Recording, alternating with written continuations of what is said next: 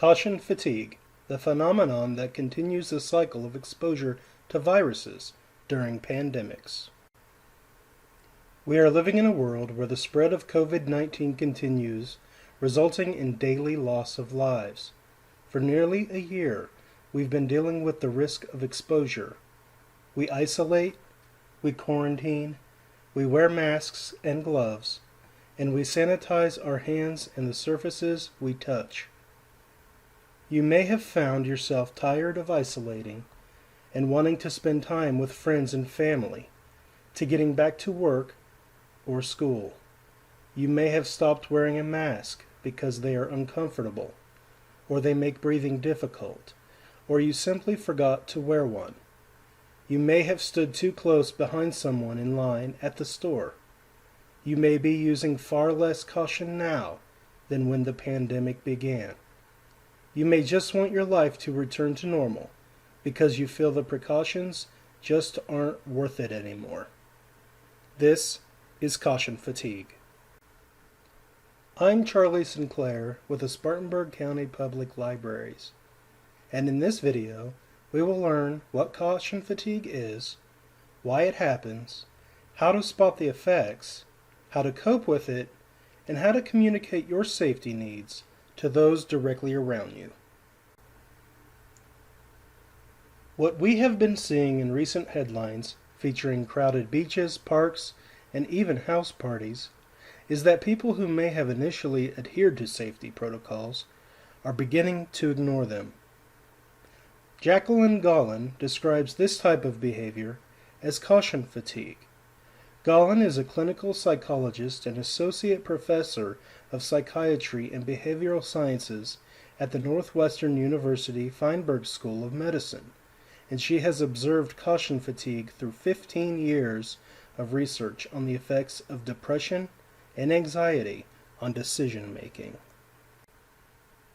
Essentially, caution fatigue is a change in mindset and behaviors based on emotional reactions to prolonged exposure to a perceived risk.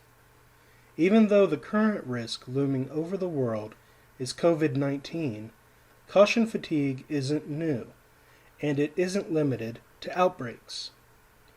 One example of a very common activity with relatively high risks would be driving.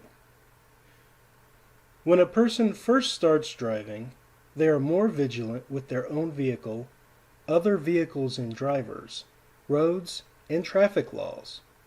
As drivers become more comfortable behind the wheel, they can pay less attention to these areas and can even begin actively performing distracting tasks such as eating, using mobile devices, and applying cosmetics, all of which have the potential to result in accidents.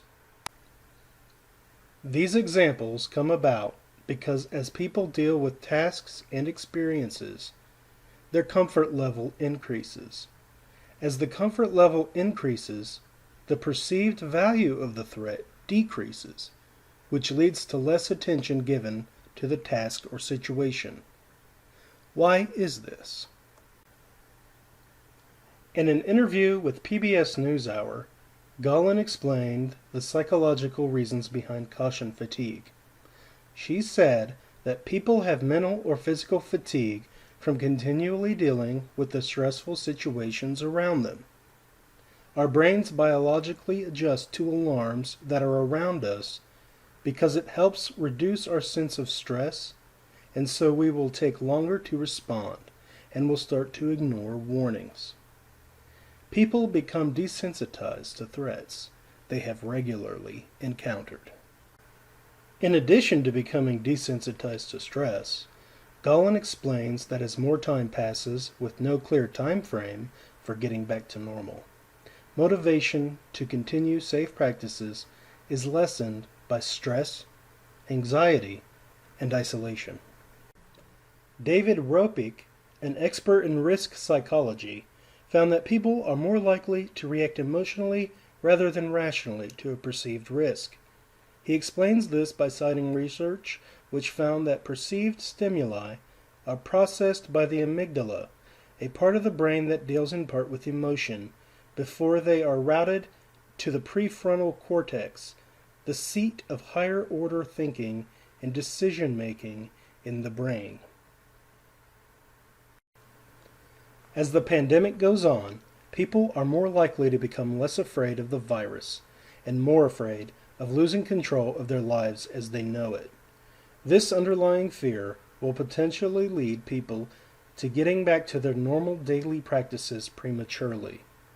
Gollin elaborates in an interview with CNN Health that perception of control as a way to manage threats can make you more confident about the things that once scared you, because you're now reassured that you're safe.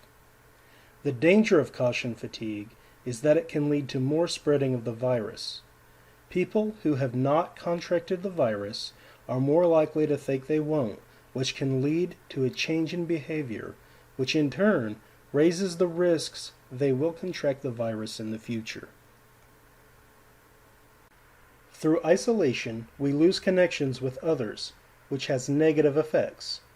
Dr. Wendy Balliet of USC's Hollings Cancer Center explains that positive connection with other people leads to feelings of value and strength.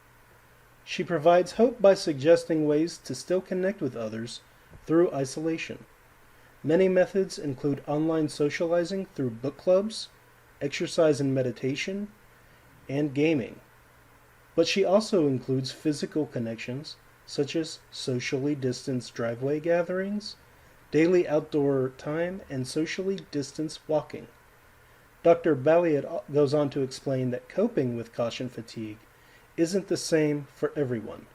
She lays out the coping process in 2 steps: identification and action. To identify caution fatigue, be aware of the common signs, such as irritability, stress, anxiety, increased or decreased appetite, sleep difficulty, generally feeling unmotivated or apathetic, racing thoughts, and feeling constantly on edge. She goes on to list 5 points of action. The first point is to limit the amount of news you read and watch, particularly during the early and late hours, as you don't want to be negatively impacted when starting and ending your day. The second point is to let yourself grieve. The grieving process helps one to get through not only the loss of a loved one, but the loss of important events, ceremonies, and milestones. Her third point is to recharge. You can do this through soothing, reflective activities like yoga, meditation, watching TV, or taking a warm bath. Related to point 3 is the next point: stop and breathe. The last point is to focus only on what you can control, including the way you respond to physical and emotional roadblocks. Through her research, Gollin has identified ways to combat caution fatigue. She says that people should take care of their physical and mental health through exercise and a healthy diet, getting enough sleep, and reducing stress. She suggests reframing the risks and benefits by thinking about how your behaviors affect your chances for contracting and spreading the virus. This should lead to better decision making. If your routine before the pandemic is no longer possible, Gollin suggests rebuilding a new routine that still includes activities you value. This will create a new normal that will help you cope with uncertainties. There are differences of opinion in matters of trust when it comes to what is safe and necessary. Dr. Balliet provides tips on how individuals can communicate with those around them without judging and accusing others. She suggests using I statements that put the focus on the speaker in hopes of creating empathy and understanding. Those with lowered immune systems can say, for example, I have a lowered immune system, which means my body can't fight viruses as well as a healthy immune system.